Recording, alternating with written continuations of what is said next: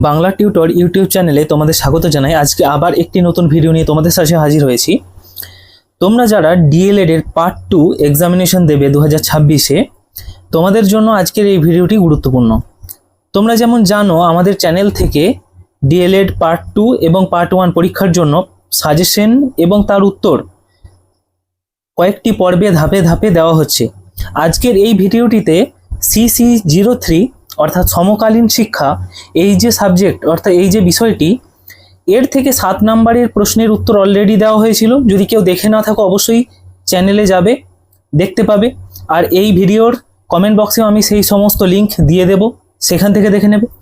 আজকে CC03 বা সমকালীন শিক্ষার 16 নম্বরের সমস্ত সাজেস্টিভ প্রশ্নগুলি এবং তার উত্তরগুলি নিয়ে আলোচনা করব।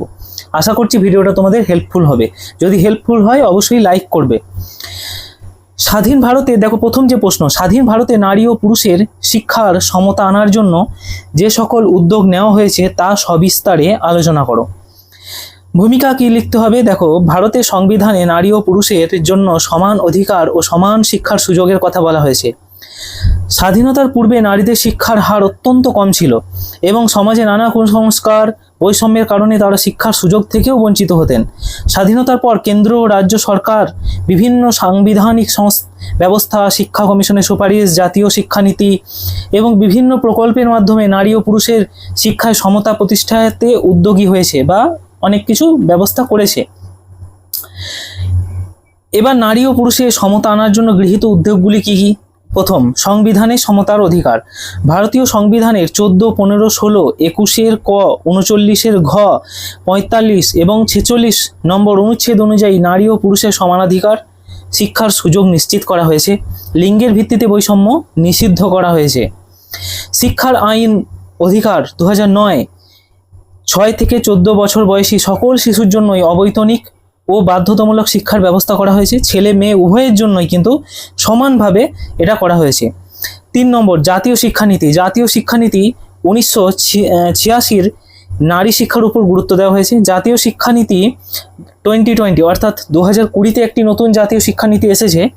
সেখানে জেন্ডার ইনক্লুসিভ ফান্ড এর মাধ্যমে কন্যা শিক্ষা এবং লিঙ্গ সমতার বৃদ্ধির উপর জোর দেওয়া হয়েছে। সেখানেও সর্বশিক্ষা অভিযান, প্রাথমিক শিক্ষাকে সার্বজনীন করার উদ্দেশ্যে এই কর্মসূচি চালু হয়। বিদ্যালয়ে মেয়েদের ভর্তি এবং বিদ্যালয়ে তাদের ধরে রাখার জন্য বিশেষ উদ্যোগ নেওয়া হয়। এছাড়া আর কি করা হয়েছে? সমগ্র শিক্ষা অভিযান, প্রাক প্রাথমিক থেকে দ্বাদশ শ্রেণী পর্যন্ত সকল শিশুর জন্য মানসম্মত সমতাভিত্তিক শিক্ষা নিশ্চিত করার লক্ষ্যে এই কর্মসূচি চালু হয়েছে। বেটি বাঁচাও বেটি পড়াও বলে একটি কেন্দ্র সরকার বা সেন্ট্রাল গভর্নমেন্ট থেকে একটি উদ্যোগ নেওয়া হয়েছে। এখানে কি করা হয়েছে? কন্যা সন্তানের সুরক্ষা, শিক্ষা, সামাজিক মর্যাদা বৃদ্ধির জন্য এই প্রকল্প চালু করা হয়েছে। এর ফলে কন্যা শিক্ষা সম্পর্কে সচেতন বৃদ্ধি পেয়েছে। তারপর আর কি না, কস্তুরবা গান্ধী বালিকা বিদ্যালয়, গ্রামীণ তপশিলি জাতি উপজাতিদের সংখ্যালঘু পিছিয়ে পড়া পরিবারের মেয়েদের জন্য আবাসিক বিদ্যালয়ের ব্যবস্থা করা হয়েছে। আবাসিক বিদ্যালয় কি না, ওখানে থেকে ওখানেই খেয়ে ওখানেই পড়াশোনা করা। বৃত্তি ও আর্থিক সহায়তার ব্যবস্থা করা হয়েছে। সরকার তরফ থেকে বিভিন্ন কন্যা শিক্ষার জন্য বৃত্তি, সাইকেল, বিনামূল্যে পাঠ্যপুস্তক, ইউনিফর্ম, বিদ্যালয়ে ব্যাগ এবং অন্যান্য শিক্ষা সামগ্রী প্রদান হচ্ছে। এগুলো কি না, নারী শিক্ষায় উৎসাহিত করবে। মধ্যাহ্ন ভোজনের প্রকল্প, মিড ডে মিল, যেটা বিদ্যালয়ে পুষ্টিকর খাদ্য দেওয়ার ফলে বিশেষ করে দরিদ্র পরিবারের ছেলেমেয়ে যারা, তাদের বিদ্যালয়ে উপস্থিতির হার বৃদ্ধি পেয়েছে, বিদ্যালয় ত্যাগের হার কমেছে। পৃথক শৌচাগারের ব্যবস্থায়, বিদ্যালয় ছাত্রীদের জন্য পৃথক শৌচাগার নির্মাণের ফলে কিশোরীদের বিদ্যালয়ে উপস্থিতি এবং শিক্ষার ধারাবাহিকতা বৃদ্ধি পেয়েছে। নারী শিক্ষক নিয়োগ, বেশি সংখ্যক মহিলা শিক্ষক নিয়োগের ফলে অভিভাবকদের মধ্যে আত্মবিশ্বাস বা আস্থা বৃদ্ধি পেয়েছে যে মেয়েদের বিদ্যালয়ে পাঠানোর প্রবণতা বেড়েছে। প্রাপ্তবয়স্ক নারী সাক্ষরতা কর্মসূচি, জাতীয় সাক্ষরতা অভিযান এবং সাক্ষরতা ভারত মিশন সাক্ষরতা এর মাধ্যমে প্রাপ্তবয়স্ক নারীদের শিক্ষার সুযোগ সৃষ্টি হয়েছে।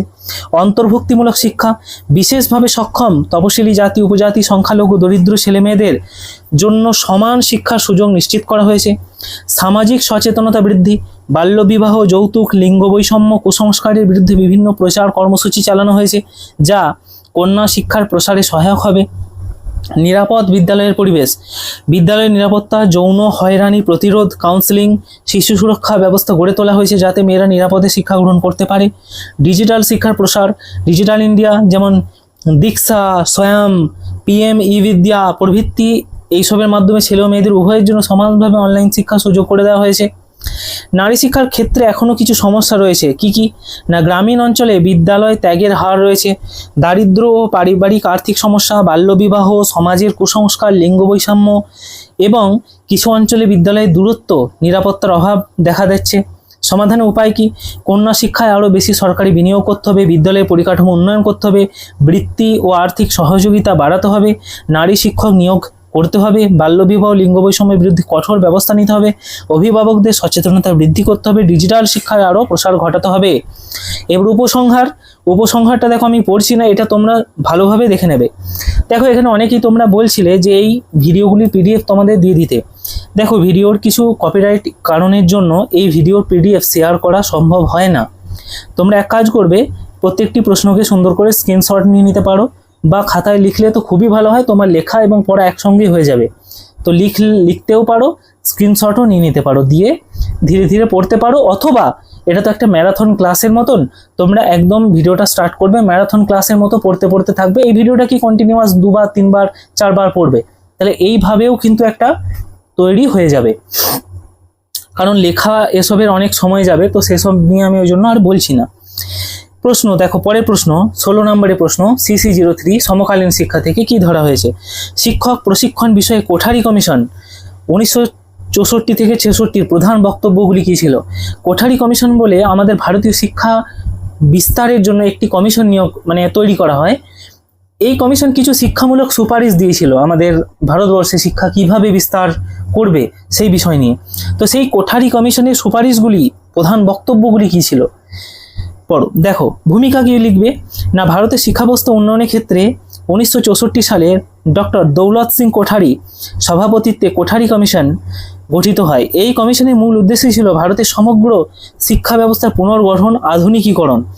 কমিশন মনে করেছিল যে একটি দেশের শিক্ষার মান কখনো তার শিক্ষকদের মানের ঊর্ধ্বে হতে পারে না, তাই শিক্ষক প্রশিক্ষণের উন্নয়নের উপর তারা বিশেষ গুরুত্ব দিয়েছিল। শিক্ষক প্রশিক্ষণ বিষয়ে কোঠারি কমিশনের বক্তব্য কী ছিল? দেখো এই কোঠারি কমিশনের প্রধান যেটা বক্তব্য ছিল সেটা হচ্ছে যে পড়াবে কারা? শিক্ষকরা। তো এই শিক্ষকরাই যদি আনট্রেন্ড হয়, তারাই যদি পড়ে না আসে, তাহলে তারাও কিন্তু আনট্রেন্ড বা আনপ্রফেশনাল ছাত্রই তৈরি করবে, তারা ভবিষ্যতে গিয়ে আবার অন্যদের খারাপ করবে। তাহলে আমাদের প্রথম দরকার হচ্ছে ট্রেন বা সঠিক শিক্ষক নিয়োগ করা, বা সঠিক একদম পারদর্শী শিক্ষক তৈরি করা। তার ফলে সমাজ কিন্তু অগ্রগতির দিকে যাবে। তো শিক্ষক প্রশিক্ষণ বিষয়ে নিয়ে কোঠারি কমিশন কিন্তু খুবই গুরুত্বপূর্ণ অনেক তথ্য দিয়েছিল। শিক্ষক শিক্ষার মান উন্নয়ন কমিশনে সুপারিশ করে যে শিক্ষক প্রশিক্ষণের মান উন্নয়ন করতে হবে, প্রশিক্ষণকে আধুনিক, বিজ্ঞানসম্মত এবং বাস্তবমুখী করতে হবে, প্রশিক্ষণপ্রাপ্ত শিক্ষক নিয়োগ করতে হবে। বিদ্যালয়গুলিতে শুধুমাত্র প্রশিক্ষণপ্রাপ্ত এবং যোগ্য শিক্ষক নিয়োগ করাতে গুরুত্ব দিতে হবে। শিক্ষক শিক্ষার পাঠ্যক্রম আধুনিকীকরণ, অর্থাৎ শিক্ষককে যে প্রশিক্ষণ দেওয়া হবে তার পাঠ্যক্রমকে সময়োপযোগী করতে হবে। শিশু মনোবিজ্ঞান, শিক্ষাবিজ্ঞান, মূল্যায়ন পদ্ধতি, শিখন কৌশল, প্রযুক্তি এবং গবেষণা এর মধ্যে অন্তর্ভুক্ত করতে হবে। তত্ত্ব অনুশীলনের সমন্বয়, শুধু তাত্ত্বিক শিক্ষা নয়, বিদ্যালয়ে টিচিং প্র্যাকটিস বা অনুশীলনমূলক শিক্ষাদানের উপরেও গুরুত্ব দিতে হবে। মানে একটা টিচার শুধুমাত্র এই যে থিওরি পার্টগুলোকে পড়ে নিল এমন না, তাকে প্র্যাকটিক্যাল সেগুলো করেও কিন্তু সফলভাবে দেখাতে হবে যে সে কতটা শিখতে পেরেছে।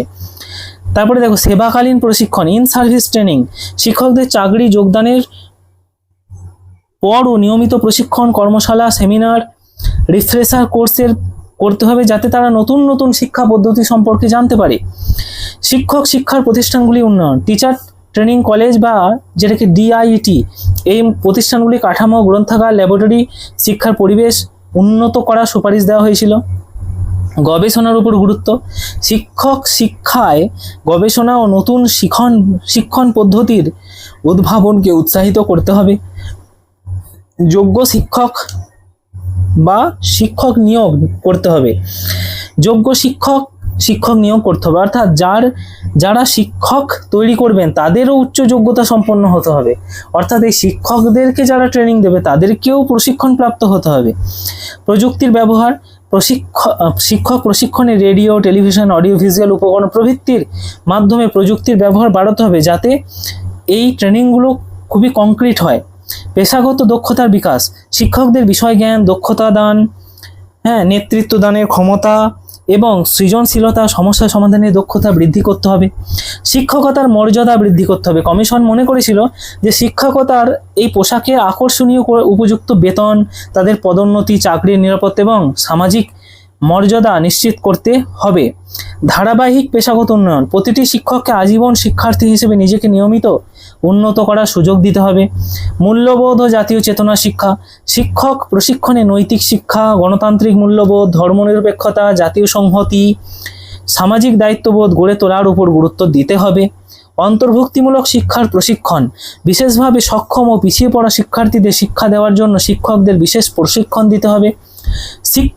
শিক্ষাকে বিশ্ববিদ্যালয়ের সঙ্গে যুক্ত করা, শিক্ষক প্রশিক্ষণ প্রতিষ্ঠানগুলিকে বিশ্ববিদ্যালয়ের সঙ্গে যুক্ত করে উচ্চমানের শিক্ষা ও গবেষণার সুযোগ করতে হবে।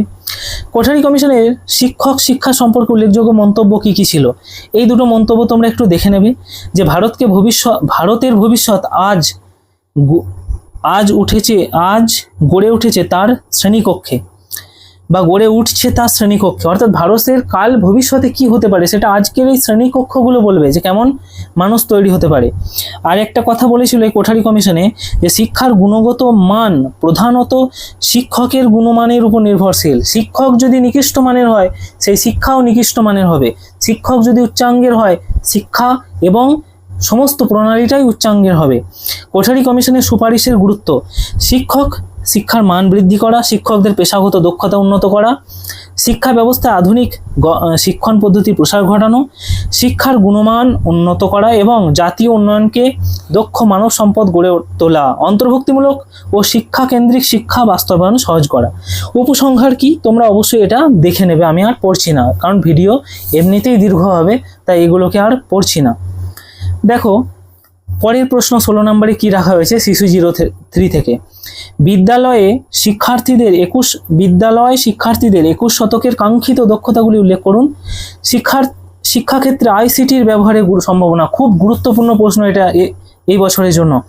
আইসিটি মানে হচ্ছে ইনফরমেশন কমিউনিকেশন টেকনোলজি, অর্থাৎ এই কম্পিউটার, ল্যাপটপ, বিভিন্ন যে সমস্ত আধুনিক ডিজিটাল সরঞ্জাম সেগুলো। বর্তমান ভূমিকা কি লিখবে? বর্তমান যুগে তথ্য প্রযুক্তির যুগ।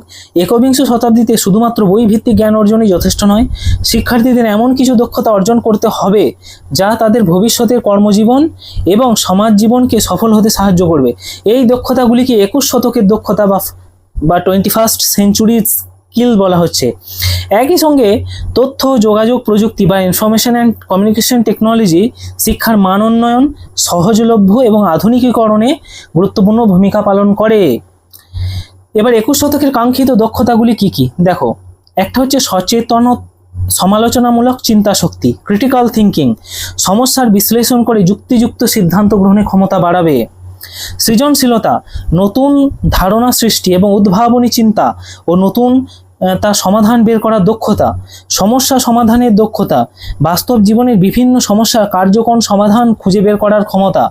যোগাযোগ দক্ষতা, নিজের ভাবনা স্পষ্টভাবে মৌখিক, লিখিত, ডিজিটাল মাধ্যমে প্রকাশ করার ক্ষমতা। সহযোগিতামূলক কাজের দক্ষতা, দলগতভাবে কাজ করা এবং অন্যের মতামতকে সম্মত করা। ডিজিটাল সাক্ষরতা, কম্পিউটার, ইন্টারনেট, স্মার্টফোন এবং বিভিন্ন ডিজিটাল প্রযুক্তির দক্ষতার সঙ্গে ব্যবহার করা। তথ্য ব্যবস্থাপনার দক্ষতা, তথ্য সংগ্রহ, যাচাই, বিশ্লেষণ ও সঠিকভাবে ব্যবহার করার ক্ষমতা। নেতৃত্বের দক্ষতা, দলকে পরিচালনা করা এবং দায়িত্ব গ্রহণের মানসিকতা। আত্মনিয়ন্ত্রণ ও আত্মশিক্ষা, নিজে থেকে শেখার আগ্রহ এবং সারা জীবন শেখার মানসিকতা রাখা। নৈতিকতা ও মূল্যবোধ, সততা, দায়িত্ববোধ, সহমর্মিতা এবং সামাজিক মূল্যবোধের চর্চা।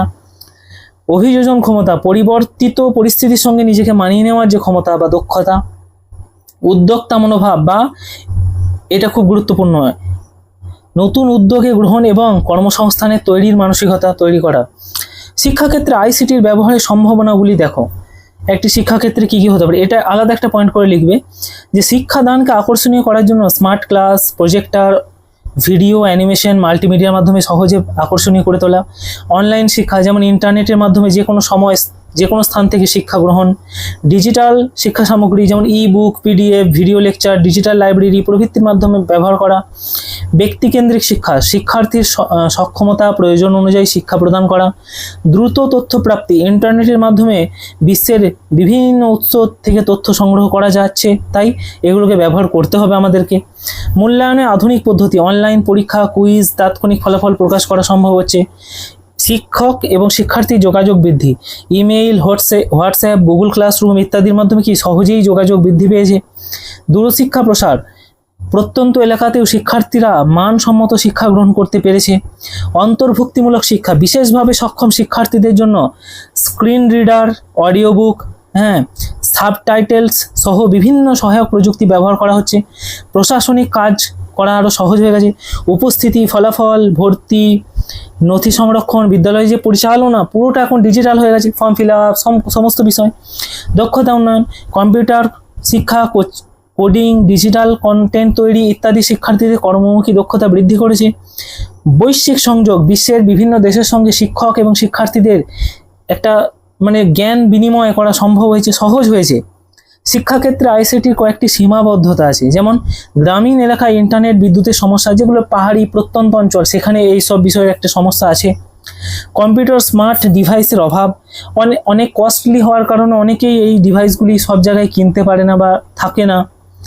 অনেক শিক্ষক এবং শিক্ষার্থী ডিজিটাল দক্ষতার ঘাটতি, অনেক শিক্ষার্থী এবং শিক্ষাকর্মী এখনও আছে যারা এই ডিজিটাল ইকুইপমেন্টসের ব্যবহার খুব একটা জানে না।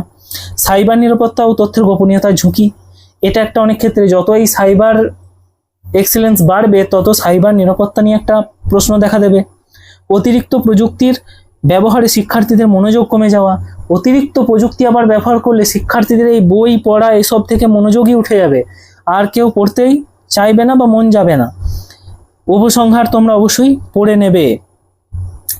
এবার দেখো তারপরে একটা প্রশ্ন, ভারতীয় শিক্ষায় উডের ডেসপ্যাচের প্রভাব সম্পর্কে বিস্তারিত আলোচনা করো। খুব গুরুত্বপূর্ণ প্রশ্ন এবারের জন্য, অবশ্যই দেখবে।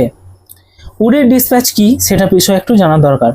ভারতীয় শিক্ষার ইতিহাসে উডের ডেসপ্যাচ বা উডস ডেসপ্যাচ একটি অত্যন্ত গুরুত্বপূর্ণ ঘটনা। 1854 খ্রিস্টাব্দে তৎকালীন ব্রিটিশ বোর্ড অফ কন্ট্রোলের সভাপতি স্যার চার্লস উড ভারতের শিক্ষা ব্যবস্থা সম্পর্কে একটি গুরুত্বপূর্ণ নীতিপত্র প্রকাশ করেন। এই নীতিপত্রটি উডের ডেসপ্যাচ নামে 1854 খ্রিস্টাব্দে প্রকাশিত হয়েছিল বা এটা পরিচিত। তাহলে উডসের ডেসপ্যাচ এটা কি বোঝা গেল? ভারতে আধুনিক ও সুসংগঠিত শিক্ষা ব্যবস্থার বিকাশে এই ডেসপ্যাচ গুরুত্বপূর্ণ ভূমিকা পালন করেছিল। তাই একে অনেক সময় ভারতে ইংরেজি শিক্ষার ম্যাগমা কার্টা বলা হয় বা magma কার্টা of English education in India, অর্থাৎ ভারতে প্রথম এই যে মডার্ন শিক্ষানীতি এটা তৈরি হয়েছিল। উডের ডেসপ্যাচ কি? 1854 সালে স্যার চার্লস উড ভারতের শিক্ষা ব্যবস্থার উন্নতির জন্য যে বিস্তারিত পরিকল্পনা ও সুপারিশ ব্রিটিশ সরকারের কাছে পেশ করেন সেটি উডের ডেসপ্যাচ নামে পরিচিত। এর প্রধান উদ্দেশ্য ছিল ভারতীয় শিক্ষা ব্যবস্থাকে একটি সুশৃঙ্খল, সুসংগঠিত এবং আধুনিক কাঠামোর মধ্যে নিয়ে আসা। উডের ডেসপ্যাচের প্রধান সুপারিশগুলি কী ছিল? শিক্ষার দায়িত্ব সরকারের।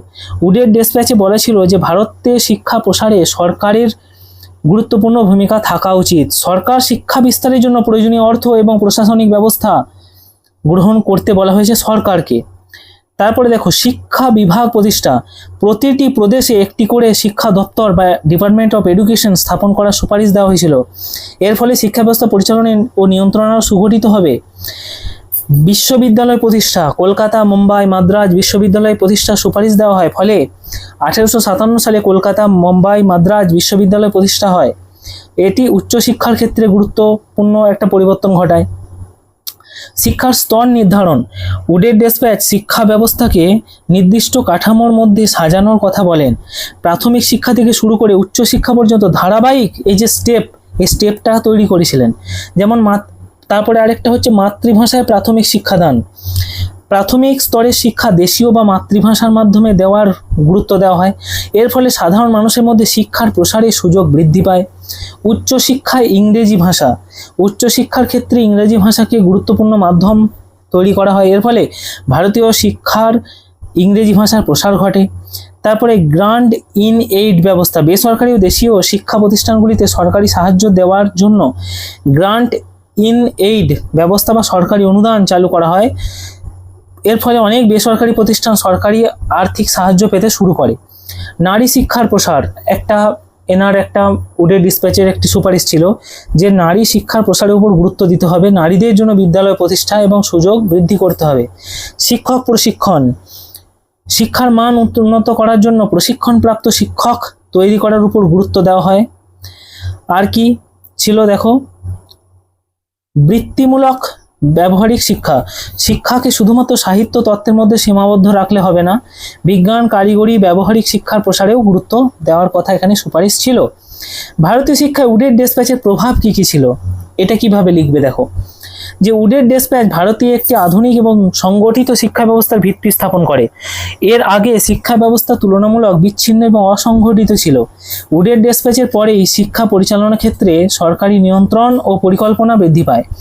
শিক্ষার বিভাগ গড়ে ওঠে, বিভিন্ন প্রদেশে এডুকেশনাল ডিপার্টমেন্ট প্রতিষ্ঠিত হয়, যা প্রশাসনিক কাঠামো শক্তিশালী হয় এবং বিদ্যালয় পরিদর্শন, শিক্ষক নিয়োগ, শিক্ষা পরিচালনা বিষয়গুলি আরও সুসংগঠিত হয়। বিশ্ববিদ্যালয়ে শিক্ষার প্রসার, 1857 সালে কলকাতা, বোম্বাই, মাদ্রাজ বিশ্ববিদ্যালয়গুলি প্রতিষ্ঠা হওয়ার পর আধুনিক উচ্চশিক্ষার যুগ শুরু হয়ে যায়। এর ফলে উচ্চশিক্ষা ও ডিগ্রি অর্জনও সুবিধা হয়। ইংরেজি শিক্ষার প্রসার, উচ্চশিক্ষায় ইংরেজি গুরুত্ব বৃদ্ধি পায়, ভারতে ইংরেজি ভাষা, পাশ্চাত্য জ্ঞান, বিজ্ঞানের প্রসার ঘটে। এর ফলে ভারতীয়দের মধ্যে আধুনিক বিজ্ঞান, দর্শন, ইতিহাস, রাষ্ট্রবিজ্ঞান প্রভৃতি বিষয়ের জ্ঞান অর্জনের সুযোগ বৃদ্ধি পেয়ে যায়।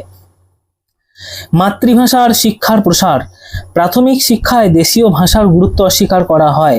এর ফলে সাধারণ মানুষের কাছে প্রাথমিক শিক্ষা পৌঁছে দেওয়ার সম্ভাবনা বৃদ্ধি পায় এবং বিভিন্ন ভারতীয় ভাষায় শিক্ষার প্রসার ঘটে। নারী শিক্ষার উন্নতি, উডের ডিসপ্যাচের ফলে নারী শিক্ষার গুরুত্ব সরকারি পর্যায়ে স্বীকৃতি পায়। এর ফলে মেয়েদের জন্য বিদ্যালয় প্রতিষ্ঠা এবং নারী শিক্ষার প্রসারের পরিবেশ তৈরি হয়। শিক্ষক প্রশিক্ষণের উন্নতি, উডের ডিসপ্যাচ প্রশিক্ষিত শিক্ষকের প্রয়োজনীয়তার উপর গুরুত্ব দেওয়া হয়। এর ফলে টিচার ট্রেনিং ইনস্টিটিউশন গড়ে ওঠে এবং শিক্ষকতার পেশার মান উন্নত শুরু হয়। বেসরকারি প্রতিষ্ঠানের প্রসার, গ্রান্ট ইন এইড, অর্থাৎ বেসরকারি প্রতিষ্ঠানগুলিকেও সরকারি তরফ থেকে একটি আর্থিক সাহায্য দেওয়া হয়, যার ফলে ওই প্রতিষ্ঠানগুলি একটি আরও সংখ্যা বাড়তে থাকে। বিজ্ঞান ও কারিগরি শিক্ষায় গুরুত্ব দেওয়া হয়। ডিসপ্যাচ বিজ্ঞান, কারিগরি ও ব্যবহারিক শিক্ষায় গুরুত্ব দেয়। এর ফলে শিক্ষার কর্মসংস্থান, ব্যবহারিক জীবনের আরও গুরুত্ব পেয়ে যায়। শিক্ষার ধাপে ধাপে কাঠামো তৈরি হয়, প্রাথমিক থেকে উচ্চ শিক্ষা পর্যন্ত। এই যে প্রাথমিক, তারপর মাধ্যমিক, তারপর উচ্চ, এই ধাপগুলো তৈরি করা হয়। ঠিক আছে, যে কার পরে কি হবে। শিক্ষার প্রসার বৃদ্ধি, উডের ডিসপ্যাচের পর বিদ্যালয়, কলেজ এবং উচ্চশিক্ষা প্রতিষ্ঠানের সংখ্যা ধীরে ধীরে বৃদ্ধি পায়। এর ফলে ভারতে শিক্ষার মানুষের সংখ্যা বৃদ্ধি পায়। আধুনিক চিন্তাধারার বিকাশ, ইংরেজি শিক্ষা ও পাশ্চাত্য জ্ঞান বিজ্ঞান চর্চার মাধ্যমে ভারতীয় সমাজে যুক্তিবাদ, বিজ্ঞান মনস্কতা, স্বাধীন চিন্তা, আধুনিক দৃষ্টিভঙ্গি গড়ে ওঠে। নবজাগরণে সাহায্য, উডের ডিসপ্যাচের মাধ্যমে আধুনিক শিক্ষা বিস্তারের ফলে ভারতের সামাজিক সংস্কৃতির নবজাগরণের পরিবেশ আরও শক্তিশালী হয়। শিক্ষিত ভারতীয়রা সমাজের বিভিন্ন কুসংস্কার ও সামাজিক সমস্যার বিরুদ্ধে চিন্তাভাবনা শুরু করে। উডের ডিসপ্যাচের সীমাবদ্ধতা কী ছিল দেখো, এগুলো আমি আর পড়ছি না, তবু পয়েন্টগুলো সম্পর্কে একটু বলে দিই। উপনিবেশিক স্বার্থ, এর মূল উদ্দেশ্য ছিল ব্রিটিশ শাসনের প্রয়োজন অনুযায়ী শিক্ষিত কর্মচারী তৈরি করা। গণশিক্ষায় পর্যাপ্ত প্রসার ঘটেনি। প্রাথমিক শিক্ষার কথা বলা হলেও বাস্তবে সকল মানুষের কাছে এটি পৌঁছাতে পারেনি। ইংরেজি শিক্ষার আধিপত্য, উচ্চশিক্ষায় ইংরেজি শিক্ষা এখনও আছে, দেখবে সমস্ত উচ্চশিক্ষা পড়তে গেলে সেগুলোকে ইংলিশেই পড়তে হয়, ফলে ভারতীয় ভাষাগুলির গুরুত্ব তুলনামূলক কমে যায়। শিক্ষার বৈষম্য, সমাজে সকল শ্রেণীর মানুষের সমানভাবে শিক্ষার সুযোগ পায়নি। শিক্ষার সুযোগ মূলত শহর এবং অপেক্ষাকৃত সুবিধাপ্রাপ্ত শ্রেণীর মধ্যে বেশি সীমাবদ্ধ হয়ে যায়। উডের ডিসপ্যাচের ঐতিহাসিক গুরুত্ব, উডের ডিসপ্যাচ ভারতীয় শিক্ষা নীতির ক্ষেত্রে একটি মাইল ফলক, কারণ এর মাধ্যমেই প্রথমবার ভারতের শিক্ষা ব্যবস্থা সুসংগঠিত কাঠামো আনার চেষ্টা করা যায়। বিশেষ করে এই দিকগুলি বলা আছে, দেখো উপসংহার আছে, তোমরা দেখে নেবে এগুলোকে অবশ্যই ভালোভাবে। আমি এইগুলো নিয়ে আর বলছি না, ভিডিওটি এমনি অত্যন্ত দীর্ঘ আকার নিয়েছে, তো আমি আর এগুলো নিয়ে আর কিছু বলছি না। এরপরে প্রশ্ন, রিহ্যাবিলিটেশন কাউন্সিল অফ ইন্ডিয়ার 5টি বৈশিষ্ট্য এবং এর কাজগুলি বিস্তারিত লিখুন। দেখো, প্রশ্ন যখন পড়বে তোমাদের দেখবে অনেক নতুন নতুন আঙ্গিক থেকেও প্রশ্ন থাকবে, তো তোমরা অবশ্যই এই বিষয়গুলোকে মনের মধ্যে রাখবে যে কি প্রশ্নটা জিজ্ঞাসা করছে, কি জানতে চাইছে। যেমন ধরুন এই প্রশ্নটার ক্ষেত্রে বলি যে রিহ্যাবিলিটেশন কাউন্সিল অফ ইন্ডিয়ার 5টি বৈশিষ্ট্য। তাহলে এখানে এই সংস্থাটার কাকে বলে একটু পরিচয় দিলাম, দিয়ে 5টা বৈশিষ্ট্য লিখে দিলাম যে এই বিশেষ গুণ এর মধ্যে আছে, আর কাজ চেয়েছে, তাহলে উত্তর শেষ। তাহলে এইভাবে বিষয়গুলোকে কিন্তু দেখতে হবে। বিগত বছর থেকে পরীক্ষার প্রশ্নের প্যাটার্নে কিছু চেঞ্জ করেছে। এখানে 16 নম্বরের 7 নম্বরে ফ্ল্যাট প্রশ্ন আসার সম্ভাবনা কিন্তু নেই। ফ্ল্যাট মানে একটাই প্রশ্ন দিল 7 নাম্বার, এমন কিন্তু খুবই কম হয়তো আছে, মানে আসতে পারে। দেখবে বেশিরভাগ ক্ষেত্রেই পার্টে পার্টে প্রশ্ন থাকবে, 7-এর প্রশ্নটা ভেঙে ভেঙে থাকবে, 16-র প্রশ্নটা ভেঙে ভেঙে থাকবে। তাই একটা প্রশ্ন অনেকগুলো থিমের মিশ্রণে তৈরি করা হবে। দেখো এই প্রশ্নের ভূমিকায় এবার চলে যাই। প্রতিবন্ধী ও বিশেষ চাহিদা সম্পন্ন ব্যক্তিদের শিক্ষা প্রশিক্ষণ এবং পুনর্বাসনের জন্য দক্ষ ও প্রশিক্ষিত পেশাদারের প্রয়োজন। এই পেশাদারের প্রশিক্ষণের মান নির্ধারণ, প্রশিক্ষণ প্রতিষ্ঠান নিয়ন্ত্রণ এবং যোগ্য পেশাদারদের নিষ্কাশনের বা নিবন্ধনের জন্য ভারতীয় রিহ্যাবিলিটেশন কাউন্সিল অফ ইন্ডিয়া বা RCI rehabilitation council of India গুরুত্বপূর্ণ ভূমিকা পালন করে। RCI প্রথমে 1986 সালে একটি নিবন্ধিত সংস্থা বা রেজিস্টার্ড সোসাইটি হিসেবে প্রতিষ্ঠিত হয়।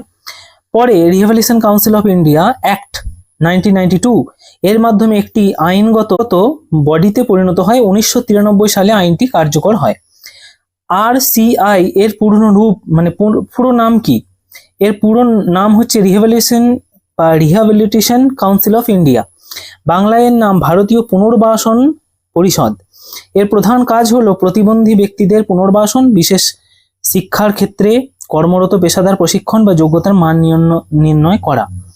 RCI এর 5টি বৈশিষ্ট্য কি? প্রথম বৈশিষ্ট্য, এটি একটি আইনগত সংস্থা। RCI কোনো সাধারণ বেসরকারি প্রতিষ্ঠান নয়, এটি একটি অ্যাক্ট বা আইনের মাধ্যমে কিন্তু এটা তৈরি করা হয়েছে। ব্যাখ্যা, আইন দ্বারা নির্ধারিত ক্ষমতা ও দায়িত্ব অনুযায়ী RCI প্রতিবন্ধী ব্যক্তিদের পুনর্বাসনের ও বিশেষ বিশেষ ক্ষেত্রে কাজ করে। দ্বিতীয় বৈশিষ্ট্য কি? যে প্রশিক্ষণের মান নির্ণয় করে। RCI পুনর্বাসন ও বিশেষ শিক্ষার সঙ্গে যুক্ত বিভিন্ন পেশার শিক্ষা ও প্রশিক্ষণের ন্যূনতম মানকে নির্ণয় করে। দেশের বিভিন্ন প্রতিষ্ঠানে প্রশিক্ষণের মান যাতে একই রকমের থাকে, প্রশিক্ষণপ্রাপ্ত ব্যক্তির যথাযথ দক্ষতা অর্জন করে সেই দিকে RCI নজর রাখে। প্রশিক্ষণ প্রতিষ্ঠান স্বীকৃতি দেয়। প্রশিক্ষণ প্রতিষ্ঠানকে RCI স্বীকৃতি দেয়। প্রতিবন্ধী পুনর্বাসন ও বিশেষ শিক্ষার বিভিন্ন কোর্স পরিচালনাকারী প্রতিষ্ঠান ও বিশ্ববিদ্যালয়গুলিকে নির্দিষ্ট মানদণ্ড অনুযায়ী স্বীকৃতি দেওয়ার ব্যবস্থা কিন্তু এই RCI করে। কোনো প্রতিষ্ঠান নির্ধারিত মান বজায় রাখতে না পারলে তার স্বীকৃতি প্রত্যাহার করা হয়। আর একটা বৈশিষ্ট্য কি? সেন্ট্রাল রিহ্যাবিলিটেশন রেজিস্টার বা CRR পরিচালনা করা। এটা কি না, CRRটা কি? এতে যোগ্য এবং স্বীকৃত পুনর্বাসন পেশাদার কর্মীদের একটি নিবন্ধীকরণ করা হয়, অর্থাৎ একটা লিস্ট তৈরি করা হয়। এর মাধ্যমে প্রতিবন্ধী ব্যক্তিদের সেবা প্রদানকারী যোগ্য পেশাদারদের একটি কেন্দ্রীয় রেজিস্টার আছে, যেখানে এই রেজিস্টারটার মধ্যে সকলের সেই নাম থাকে যে যারা এই পেশার সঙ্গে যুক্ত। বিশেষ শিক্ষা ও পুনর্বাসনের মান উন্নয়নের কাজ করে। RCI শুধুমাত্র প্রশিক্ষণ নিয়ন্ত্রণ করে না, এটি বিশেষ শিক্ষা ও প্রতিবন্ধী পুনর্বাসনের ক্ষেত্রে গবেষণা, কন্টিনিউইং রিহ্যাবিলিটেশন এডুকেশন বা CRE প্রশিক্ষণ, দক্ষতা উন্নয়ন গুরুত্ব দেয়। ব্যাখ্যা, বর্তমানে কর্মরত পেশাদারদের জ্ঞান ও দক্ষতা নিয়মিত উন্নতি করার জন্য CRE কার্যক্রম পরিচালনা করে। এবার রিহ্যাবিলিটেশন কাউন্সিল অফ ইন্ডিয়ার প্রধান কাজ কি? এই কাউন্সিলটা কি করে? পুনর্বাসনের প্রশিক্ষণ নিয়ন্ত্রণ করে। প্রতিবন্ধী ব্যক্তিদের পুনর্বাসনের ক্ষেত্রে বিভিন্ন প্রশিক্ষণ কর্মসূচি কোর্স RCI নিয়ন্ত্রিত পর্যবেক্ষণ করে। উদ্দেশ্য, যোগ্য ও দক্ষ পেশাদার তৈরি করা যাতে প্রতিবন্ধী ব্যক্তিরা উন্নত মানের সেবা পেতে পারেন। প্রশিক্ষণের ন্যূনতম মান নির্ধারণ করা। বিভিন্ন ধরনের পুনর্বাসন পেশাদার ও কর্মীদের জন্য শিক্ষা ও প্রশিক্ষণের মিনিমাম স্ট্যান্ডার্ডস নির্ণয় বা নির্ধারণ করা RCI এর অন্যতম গুরুত্বপূর্ণ কাজ। এর ফলে দেশের বিভিন্ন প্রতিষ্ঠানে প্রশিক্ষণের ক্ষেত্রে একটি নির্দিষ্ট মান বজায় থাকে। প্রশিক্ষণ কোর্সের মান নির্ধারণ ও পরিবর্তন, সময়ের সঙ্গে প্রতিবন্ধী পুনর্বাসন ও বিশেষ শিক্ষার ক্ষেত্রে নতুন জ্ঞান ও প্রযুক্তির বিকাশ ঘটে, তাই আরসিআই প্রয়োজন অনুযায়ী প্রশিক্ষণ কোর্স ও পাঠ্যক্রম পর্যালোচনা সংশোধন আধুনিকীকরণ করে। আরসিআই এর তথ্য অনুযায়ী বিভিন্ন বিশেষিত অঞ্চলে মানসম্মত প্রশিক্ষণ কর্মসূচি তৈরি করা হয়। শিক্ষা প্রতিষ্ঠানকে স্বীকৃতি প্রদান। বিশেষ শিক্ষা পুনর্বাসনের বিভিন্ন ডিগ্রি, ডিপ্লোমা, সার্টিফিকেট কোর্স পরিচালনাকারী প্রতিষ্ঠানগুলিকে নির্দিষ্ট নিয়ম ও মানদণ্ডের ভিত্তিতে স্বীকৃতি দেওয়ার ব্যবস্থা কিন্তু আরসিআই করে। এই যে এতক্ষণ ধরে পড়লাম, এই বিষয়টা কি তোমরা যেটা বুঝতে পারলে কি একটু বুঝতে পেরেছো? আমি একটু আরো পরিষ্কার করে বলি। দেখো, যারা প্রতিবন্ধী ছাত্রছাত্রী, যারা প্রতিবন্ধী মানুষ, বিশেষ করে ছাত্রছাত্রীদের কথাই বলবো, কারণ যেহেতু এটা ডিএলএড কোর্স, তোমরা ছাত্রছাত্রীদের পড়ানোর উদ্দেশ্যেই চলছো। তো এই প্রতিবন্ধী যারা বিশেষভাবে সক্ষম আর কি ছাত্রছাত্রী, তাদের পড়ানোর বিভিন্ন অন্য টেকনিক হয় বা অন্য ধরন হয়, যেগুলো সচরাচর আমাদের স্কুলে খুব কম থাকে। তো সেই যে ধরন, সেগুলোকে বলা হয় বিশেষ প্রশিক্ষণ প্রাপ্ত বা বিশেষ চাহিদা সম্পন্ন শিশুদের শিক্ষা দানের প্রশিক্ষণ। সেই প্রশিক্ষণটা নিয়েই এই কাউন্সিলটা কাজ করে। আর কি, স্বীকৃতি প্রত্যাহার করা। যদি কোনো স্বীকৃত প্রতিষ্ঠান নির্ধারিত শিক্ষাগত বা প্রশিক্ষণগত মান বজায় রাখতে ব্যর্থ হয়, তখন আরসিআই তার স্বীকৃতি প্রত্যাহার করে নেয়। ফল, নিম্নমানের প্রশিক্ষণ প্রতিষ্ঠান নিয়ন্ত্রণ করা সম্ভব হয় এবং শিক্ষার্থীদের মানসম্মত প্রশিক্ষণ পাওয়ার সুযোগ বাড়ে। সেন্ট্রাল রিহ্যাবিলিটেশন রেজিস্টার সংরক্ষণ। আরসিআই এর একটি গুরুত্বপূর্ণ কাজ হলো সেন্ট্রাল রিহ্যাবিলিটেশন রেজিস্টারকে সংরক্ষণ করা। একটু আগেই বলা হলো যে এই রেজিস্ট্রেশনে কি থাকে, এই বিশেষ চাহিদা সম্পন্ন ব্যক্তিদের দেখাশোনা করার যে ট্রেনিং, সেই ট্রেনিং প্রাপ্ত লোকদের একটা নাম তালিকা এখানে থাকে। যোগ্য পেশাদারদের নিবন্ধীকরণ করা। প্রতিবন্ধী ব্যক্তিদের পুনর্বাসন ও বিশেষ শিক্ষার ক্ষেত্রে কাজ করা যোগ্য ব্যক্তিদের নিবন্ধনের ব্যবস্থা করা। এর ফলে প্রশিক্ষিত যোগ্য ব্যক্তিদের মধ্যে সেবা প্রদানের ব্যবস্থা শক্তিশালী হয়। অযোগ্য ব্যক্তিদের নিয়ন্ত্রণ করা। আরসিআই অ্যাক্টের মাধ্যমে প্রতিবন্ধী ব্যক্তিদের সেবা প্রদানের ক্ষেত্রে অযোগ্য ব্যক্তি যারা, তাদের বিরুদ্ধে ব্যবস্থা নেওয়ার বিধান রয়েছে। এর উদ্দেশ্য হলো প্রতিবন্ধী ব্যক্তিদের ভুল বা নিম্নমানের সেবা সুরক্ষার দিকটা নজর রাখা। গবেষণায় উৎসাহ। আরসিআই ডিসেবিলিটি রিহ্যাবিলিটেশন এবং স্পেশাল এডুকেশন এর ক্ষেত্রে গবেষণায় উৎসাহিত করে। স্পেশাল এডুকেশন বলতে তোমরা যেমন ডিএলএড করছো বা বিএড করছো, সেরকমই স্পেশাল এডুকেশনে ডিএলএড এবং বিএড করা হয়। এটা কি না, বিভিন্ন বিশেষভাবে চাহিদা সম্পন্ন যে সমস্ত শিশু থাকে, তাদের পাঠদান বা তাদের পড়ানোর ক্ষেত্রে কি কি ব্যবস্থাপনা করা যায় সেই নিয়ে পড়াশোনা। তো সেই নিয়ে গবেষণার মাধ্যমে প্রতিবন্ধী ব্যক্তিদের শিক্ষা প্রশিক্ষণ, পুনর্বাসন, সামাজিক উন্নয়নের জন্য নতুন নতুন পদ্ধতি, ধারণা এসব তৈরি কিন্তু এখান থেকে হয়। কন্টিনিউইং রিহ্যাবিলিটেশন এডুকেশন বা সিআরইর ব্যবস্থা। পুনর্বাসন ক্ষেত্রে কর্মরত পেশাদারদের জ্ঞান ও দক্ষতা যাতে সময়ের সঙ্গে উন্নত হয়, তার জন্য কন্টিনিউইং রিহ্যাবিলিটেশন এডুকেশন বা সিআরই কে উৎসাহিত করা হয়। বিদেশি যোগ্যতার স্বীকৃতি। নির্দিষ্ট সময়ে পারস্পরিক স্বীকৃতির ভিত্তিতে বিদেশি প্রতিষ্ঠান বা বিশ্ববিদ্যালয় থেকে অর্জিত কিছু ডিগ্রি, ডিপ্লোমা, সার্টিফিকেটের স্বীকৃতি কিন্তু আরসিআই দেয়। বৃত্তিমূলক পুনর্বাসনে সাহায্য করে। আরসিআই ভোকেশনাল রিহ্যাবিলিটেশন সেন্টার্স যেগুলো আছে সেখানেও স্বীকৃতি প্রদান করে এবং বিশিষ্ট প্রশিক্ষক এবং কর্মীদের নিবন্ধীকরণ করায়। এর ফলে প্রতিবন্ধী ব্যক্তিদের কর্মদক্ষতা এবং কর্মসংস্থানের সুযোগ বৃদ্ধি পায়। বিশেষ শিক্ষার ক্ষেত্রে আরসিআই এর গুরুত্ব কি? আরসিআই এর অনেক গুরুত্ব আছে। আরসিআই অনেক গুরুত্বপূর্ণ কাজ করে, যেমন বিশেষ শিক্ষকদের প্রশিক্ষণের মান নির্ণয় করা আরসিআই এর প্রধান কাজ। প্রশিক্ষণ প্রতিষ্ঠানগুলিকে নির্দিষ্ট মানদণ্ডের মধ্যে রাখা। বিশেষ শিক্ষা ও পুনর্বাসন ক্ষেত্রে যোগ্য পেশাদারদের নিবন্ধীকরণ করা। বিশেষ শিক্ষা ও পুনর্বাসনের ক্ষেত্রে নতুন প্রশিক্ষণ কোর্স ও গবেষণাতে উৎসাহ দান করা। কন্টিনিউইং রিহ্যাবিলিটেশন এডুকেশনের মাধ্যমে কর্মরত পেশাদারদের দক্ষতা বৃদ্ধি করা। আরসিআই এর সামগ্রিক উদ্দেশ্য কি? এগুলি তোমরা এতক্ষণ ধরে সেগুলোই পড়লে, সেগুলিকে আর নতুন করে আমি বলছি না, তবুও এই পয়েন্টগুলোকে তোমরা অবশ্যই দেখে রাখবে। দেখো, প্রশ্নগুলো অনেকের কাছে একটু বড় লাগতে পারে, কিন্তু এই প্রশ্নগুলির মধ্যে সমগ্র বিষয়টাকে আমি বোঝানোর চেষ্টা করেছি, যাতে তোমাদের পরীক্ষার হলে কিন্তু বিষয়টা মনে পড়বে যে বিষয়গুলি এই ধাঁচে ছিল। যদি আমি শর্টে করে দিই তাহলে তোমরা অর্ধেক জানবে এবং পরীক্ষার হলে গিয়ে তোমার বিষয়টা মনে পড়বে না, কারণ ক্লিয়ার হয়নি বিষয়টা। এরপর দেখো উপসংহার আমি আর পড়ছি না। এই বিষয়গুলোকে তোমরা একটু দেখে নেবে, কারণ ভিডিও এমনিই অনেক দীর্ঘ হয়ে গেছে। এর পরের একটি প্রশ্ন আছে, দেখো, যে প্রথম প্রজন্মের শিক্ষার্থী কাদের বলা হয়? বিদ্যালয়ে এদের অসুবিধাগুলি লাঘব করার 3টি প্রচেষ্টা সম্পর্কে বিস্তারিত আলোচনা করুন। তাহলে প্রথমে জানতে চেয়েছে প্রথম প্রজন্মের শিক্ষার্থী কারা। দেখো, ভূমিকাতে কি লিখবে, যে শিক্ষা মানুষের ব্যক্তিগত ও সামাজিক উন্নতির অন্যতম প্রধান মাধ্যম, কিন্তু সমাজের সকল পরিবারের মধ্যে শিক্ষার সুযোগ ও শিক্ষাগত পরিবেশ সমান থাকে না। কিছু পরিবার পূর্ববর্তী প্রজন্ম কেউ বিদ্যালয়ে পড়াশোনা করার সুযোগ পায়নি। সেই পরিবারের সন্তান যখন প্রথমবার বিদ্যালয়ে আসে, আনুষ্ঠানিক শিক্ষা গ্রহণ করে, তখন তাকে প্রথম প্রজন্মের শিক্ষার্থী বলা হয়। প্রথম প্রজন্মের শিক্ষার্থীদের বিদ্যালয়ে আসার আগ্রহ থাকলেও পারিবারিক, সামাজিক, অর্থনৈতিক এবং শিক্ষাগত বিভিন্ন সমস্যা তাদেরকে বিদ্যালয় জীবনে নানা অসুবিধা তৈরি করে। এবার দেখো, প্রথম প্রজন্মের শিক্ষার্থী কাদের বলে, এটা বোঝো এবং আমি তারপরে বুঝিয়ে দিচ্ছি সহজে। দেখো, আমাদের এই আশেপাশের গ্রামাঞ্চলে বা বিশেষ করে গ্রামাঞ্চলে এমন অনেক পরিবার তোমরা দেখতে পাবে যাদের মা বাবা বা দাদু ঠাকুমা অতটা শিক্ষিত নয়, একদমই শিক্ষিত নয়, হয়তো স্কুলের গণ্ডিও যায়নি, কিন্তু তাদের নাতি বা অন্যান্য ছেলেরা স্কুল দিয়ে যাচ্ছে এবং স্কুলে পড়াশোনা করছে। তাহলে তাদের পুরো ফ্যামিলির মধ্যে এটাই এক প্রথম প্রজন্ম যে বিদ্যালয় বা শিক্ষার আলোকে আলোকিত হতে চলেছে। তো সেই জন্য এই প্রজন্মকেই প্রথম প্রজন্মের শিক্ষার্থী বলা হয়। এদের মধ্যে অনেক সমস্যা দেখা দেয়।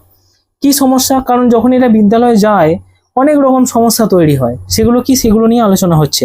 দেখো, প্রথম প্রজন্মের শিক্ষার্থী কাদের বলা হয়? যে পরিবারের বাবা মা পূর্ববর্তী প্রজন্মের সদস্যরা প্রাতিষ্ঠানিক শিক্ষার সুযোগ পাননি, সেই পরিবারের সন্তান প্রথমবার বিদ্যালয়ে এসে আনুষ্ঠানিক শিক্ষায় অংশগ্রহণ করে, তাকে প্রথম প্রজন্মের শিক্ষার্থী বা ফার্স্ট জেনারেশন লার্নার্স বলে।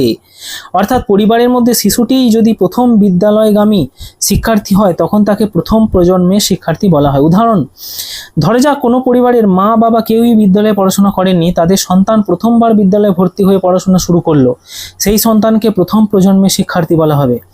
প্রথম প্রজন্মের শিক্ষার্থীর সাধারণ বৈশিষ্ট্য কি হবে? দেখো, পরিবারে শিক্ষার অভিজ্ঞতা কম, যেহেতু মা বাবা বা তার পূর্বপুরুষরা খুব একটা শিক্ষিত নয়, তাই তাদের শিক্ষার অভিজ্ঞতা থাকে না, তাই শিশুকে পড়াশোনার বিষয়ে প্রয়োজনীয় সাহায্য সম্ভব হয় না।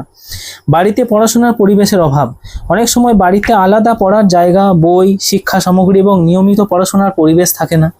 অর্থাৎ তার মা বাবা এরা সবাই তো পড়াশোনার সঙ্গে অতটা সম্পর্কযুক্ত নয়, তাই পড়ার পরিবেশটা অতটা ভালো থাকে না। অভিভাবকদের শিক্ষাগত সহায়তার অভাব থাকে, মা বাবা নিজেরাই বিদ্যালয়ে পড়াশোনা না করায় সন্তানদের পড়া বুঝিয়ে দেওয়া বা বাড়ির কাজ করানো এইসব তাদের পক্ষে সম্ভব হয় না। অর্থনৈতিক সমস্যা, অনেক ক্ষেত্রে পরিবারের আর্থিকভাবে দুর্বল হওয়ায় বই, খাতা, পোশাক, যাতায়াত প্রভৃতি খরচ বহন করা কঠিন হয়ে যায়। বিদ্যালয়ে পরিবেশে মানিয়ে নিতে সমস্যা হয়, বিদ্যালয়ের নিয়ম, সময়সূচি, ভাষা, পাঠ্য পদ্ধতি, বিভিন্ন কার্যক্রমের সঙ্গে প্রথম দিকে মানিয়ে নিতে অসুবিধা হয়।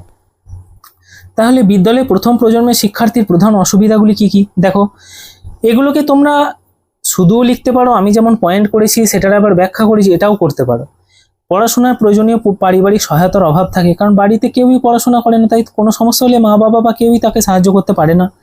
ভাষাগত সমস্যা, বাড়ির ব্যবহৃত ভাষা বিদ্যালয়ে শিক্ষাদানের ভাষার মধ্যে পার্থক্য থাকে, তাই শিক্ষার্থীর পাঠ বুঝতে অসুবিধা হয়, সে একটা অসুবিধা অনুভব করতে পারে। আত্মবিশ্বাসের অভাব, সহপাঠীদের তুলনায় নিজেকে পিছিয়ে পড়া বলে সে মনে করে, সেই জন্য তার মধ্যে একটা আত্মবিশ্বাস বা হীনমনস্কতা কাজ করে। পাঠ বুঝতে অসুবিধা হয়, বিদ্যালয়ে পাঠ্য বই, নতুন শব্দ, বাড়ির কাজ, পরীক্ষা পদ্ধতি এই সমস্ত সম্পর্কে তারা পরিচিত না হয়, প্রথম দিকে পড়াশোনা বুঝতে তার খুব অসুবিধা হয়। বিদ্যালয়ে অনিয়মিত উপস্থিতি, পারিবারিক নানা কাজ, অর্থনৈতিক সমস্যা, ছোট ভাই বোনদের দেখাশোনা, এই বিভিন্ন কাজে সে জড়িয়ে পড়তে থাকে এবং বিদ্যালয়ে অনিয়মিত তৈরি হয়ে যায়। শিক্ষা সামগ্রীর অভাব, একটি শিক্ষাদান করতে গেলে যেমন বই, খাতা, পেন্সিল ইত্যাদি দরকার, এই সামগ্রীর কেনার তাদের খুব একটা সামর্থ্য থাকে না। বিদ্যালয় থেকে ঝরে পড়ার সম্ভাবনা এবং উপরে এই সমস্যাগুলি দীর্ঘদিন চলার পরে সে একসময় বিদ্যালয় প্রতি আগ্রহ হারিয়ে ফেলে এবং সে বিদ্যালয় ছুট হয়ে যায়, বা সে বিদ্যালয়ে আর আসে না, আর পড়তেই আসে না, এমন তৈরি হয়ে যায়। প্রথম প্রজন্মের শিক্ষার্থীদের অসুবিধা লাঘবের 3টি গুরুত্বপূর্ণ প্রচেষ্টা দেখা যাক। কি কি প্রচেষ্টা? প্রথম প্রজন্মের শিক্ষার্থীদের বিদ্যালয়ে ধরে রাখা এবং তাদের শিক্ষাগত সাফল্য নিশ্চিত করার জন্য বিদ্যালয়ে শিক্ষক, পরিবার ও সরকারের সম্মিলিত উদ্যোগ প্রয়োজন। এই তিনটি গুরুত্বপূর্ণ প্রচেষ্টা, একটা হচ্ছে আর্থিক ও শিক্ষণ সামগ্রী সহায়তা। প্রথম প্রজন্মের শিক্ষার্থী অর্থনৈতিকভাবে অবশ্যই দুর্বল হয়, তাই পরিবারের সদস্য হতে পারে, তাই তাদের বিদ্যালয়ে ধরে রাখার জন্য বিভিন্ন ধরনের আর্থিক বস্তুগত সহায়তা দান। কি কি ব্যবস্থা নেওয়া যেতে পারে? যেমন বিনামূল্যে বই খাতা প্রদান হতে পারে, পোশাক সামগ্রী প্রদান হতে পারে, বৃত্তি বা আর্থিক কিছু টাকা দান, হয়তো ভালো রেজাল্ট করলো তাকে কিছু একটা টাকা দেওয়া হলে এটা তার পরিবারের একটা কাজে আসতে পারে। মধ্যাহ্ন ভোজনের ব্যবস্থা, অর্থাৎ তার পুষ্টির দিকটা খেয়াল রেখে মধ্যাহ্ন, যেমন মিড ডে মিল স্টার্ট হয়েছে। ফলাফল এই প্রচেষ্টার দ্বারা কি হবে? অর্থাৎ প্রথম প্রচেষ্টাটা কি ছিল? আর্থিক সাহায্যের একটা প্রচেষ্টা। এর দ্বারা কি হবে না, এই ধরনের ব্যবস্থা শিক্ষার্থীর বিদ্যালয়ের উপস্থিতি বৃদ্ধি পাবে, পড়াশোনায় আগ্রহতার বৃদ্ধি পাবে এবং বিদ্যালয় ছুটের প্রবণতাটা কমতে পারে, কারণ তার আর্থিকভাবে সে একটা বুস্ট পাচ্ছে। দ্বিতীয় প্রচেষ্টা, অতিরিক্ত শিক্ষাগত সহায়তা এবং উপযুক্ত শিক্ষাদান।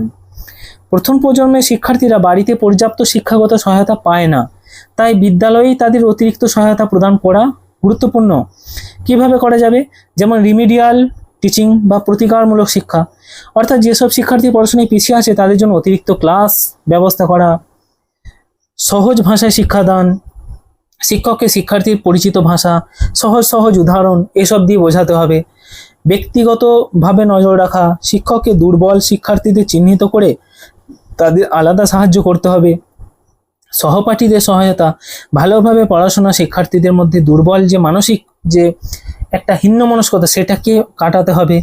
শিক্ষা সামগ্রী এবং কার্যভিত্তিক শিক্ষা, শুধু বই পড়িয়ে না দিয়ে ছবি, চার্ট, মডেল, গল্প লেখা এই সবের মাধ্যমে তাকে বোঝানো, এটা একটা। এর ফলাফল কি হতে পারে না, এই উদ্যোগের ফলাফলে শিক্ষার্থীর শিক্ষাগত দুর্বলতা কমবে, আত্মবিশ্বাস বাড়বে এবং বিদ্যালয়ের সঙ্গে সে খাপ খাইয়ে নিতে পারবে নিজেকে, তাকে বিদ্যালয়ে সে আসতে ভালো লাগবে। প্রচেষ্টা 3, পরিবার ও বিদ্যালয়ের মধ্যে সহযোগিতা ও মানসিক সহায়তা। প্রথম প্রজন্মের শিক্ষার্থীদের সমস্যা একটি বড় কারণ হলো পরিবার ও বিদ্যালয়ের মধ্যে পর্যাপ্ত যোগাযোগ অভাব, তাই শিক্ষককে পরিবারের সঙ্গে নিয়মিত যোগাযোগ রাখতে হবে। কারণ প্রথম প্রজন্মের শিক্ষার্থীদের তাদের মা বাবা বা পূর্বপুরুষরা শিক্ষিত নয় বলে তারা কি করে না, বিদ্যালয় কি, তাদের শিক্ষকদের সঙ্গে কি আলোচনা করা দরকার এসব নিয়ে তারা অত ভাবেও না, ব্যবস্থাও করে না। তাই এটা স্কুলকেই ব্যবস্থা করতে হবে। অভিভাবকদেরকে সচেতন করা যে শিশুর শিক্ষা না হলে তার ভবিষ্যৎ জীবন অত্যন্ত আরও কষ্টকর হয়ে যাবে, সেসব বোঝানো। নিয়মিত অভিভাবক শিক্ষকদের সভা করা, হ্যাঁ, প্রত্যেকটা জায়গায় নিয়মিত অভিভাবকদের সভা ডাকা এবং সেই সভার মধ্যে প্রত্যেকটা সমস্যা নিয়ে তুলে ধরা, আলোচনা করা। মানবিক সহযোগিতা, বাড়ির কাজের ক্ষেত্রে সহায়তা, মা বাবা পড়াশোনা না জানলে কিভাবে সন্তানকে পড়ানো উৎসাহিত করা যাবে সেই বিষয়ে পরামর্শ দিতে হবে। শিক্ষককে প্রথম প্রজন্মের শিক্ষার্থীদের সঙ্গে বন্ধুত্বপূর্ণ আচরণ করতে হবে, যাতে তাদের মধ্যে হীনমনস্কতা যেন কাজ না করে। বিদ্যালয়কে নিরাপদ এবং বৈষম্যহীন পরিবেশ করতে হবে। কোনো শিক্ষার্থীকে তার পারিবারিক শিক্ষাগত পটভূমির জন্য উপহাস বা বৈষম্য শিকার হতে দেওয়া যাবে না। এর ফলাফল কি না, এতে শিক্ষার্থী আত্মবিশ্বাস, বিদ্যালয়ের প্রতি আগ্রহ, শিক্ষার প্রতি ইতিবাচক মনোভাব তৈরি হবে, যা তাকে বিদ্যালয়গামী করবে। প্রথম প্রজন্মের শিক্ষার্থীদের ক্ষেত্রে শিক্ষকের ভূমিকা কি হবে? প্রথম প্রজন্মের শিক্ষার্থীদের বিদ্যালয়ে সফলভাবে ধরে রাখার অত্যন্ত গুরুত্বপূর্ণ ভূমিকা হচ্ছে শিক্ষকের। কি শিক্ষার্থীদের প্রতি সহানুভূতি আচরণ করতে হবে, তাদের দুর্বলতা চিহ্নিতকরণ করতে হবে, সহজ ও শিশুকেন্দ্রিক পদ্ধতি অবলম্বন করতে হবে। কোনো শিক্ষার্থীকে তার পারিবারিক অবস্থার জন্য অপমান করা যাবে না। অভিভাবকদের সঙ্গে নিয়মিত যোগাযোগ করতে হবে। শিক্ষার্থীর ছোট ছোট সাফল্যে উৎসাহিত দিতে হবে। বিদ্যালয়ে গুরুত্বপূর্ণ বৈষম্যহীন পরিবেশ তৈরি করতে হবে। প্রয়োজন হলে শিক্ষার্থীদের সরকারি সুযোগ সুবিধা বিভিন্ন সাহায্য করতে হবে তাদের। প্রথম প্রজন্মের শিক্ষার্থীদের শিক্ষার গুরুত্ব কী, এই পয়েন্টগুলো দেখো, এই পয়েন্টটা না লিখলেও হবে, তোমরা কেউ যদি লিখতে চাও লিখতেও পারো, দেখে নেবে অবশ্যই যে প্রথম প্রজন্মের শিক্ষার্থীদের শিক্ষার গুরুত্বটা কি। এবার উপসংহারে আসি, দেখো এই উপসংহারটা তোমরা দেখে নেবে, আমি উপসংহার আর পড়ছি না। তো এই পর্যন্তই ছিল তোমাদের CC03 অর্থাৎ সমকালীন শিক্ষার 16 নম্বরের সমস্ত প্রশ্নের সাজেশন উত্তর সহ। আশা করছি ভিডিওটা ভালো লেগেছে। যদি ভালো লেগে থাকে অবশ্যই লাইক এবং কিছু বলার থাকলে অবশ্যই কমেন্ট করতে ভুলবে না।